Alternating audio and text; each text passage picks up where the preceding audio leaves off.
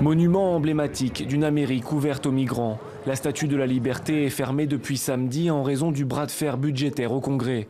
Mais l'État de New York a décidé de payer de sa poche les employés fédéraux mis au chômage technique. Elle va donc pouvoir ouvrir ce lundi, même si aucun compromis n'est trouvé à Washington. La Statue de la Liberté est un symbole dans le contexte actuel. Tout est centré sur la question de l'immigration. À bien des égards, ce shutdown à Washington nous ramène à une réalité fondamentale. Ils sont contre l'immigration. Ils veulent fermer les portes alors que nous voulons les laisser ouvertes. Pour sortir du shutdown et voter un accord, les démocrates réclament à Donald Trump des engagements sur le sort de centaines de milliers de clandestins arrivés jeunes aux États-Unis, appelés les Dreamers. Les Américains savent d'où vient le dysfonctionnement d'un président problématique. Nous sommes donc dans un Trump shutdown.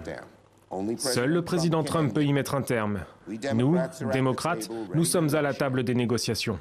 Le président doit prendre une chaise et stopper le shutdown. Les républicains ont beau contrôler la Maison-Blanche, le Sénat et la Chambre des représentants, ils se retrouvent impuissants et rejettent la faute sur les démocrates, qui refusent de leur accorder les quelques voix qui leur font défaut.